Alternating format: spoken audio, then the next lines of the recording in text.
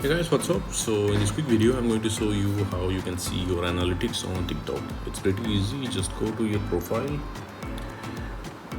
Okay, in your profile page, you will see this option TikTok Studio. You can tap there, and you will be directed to this page.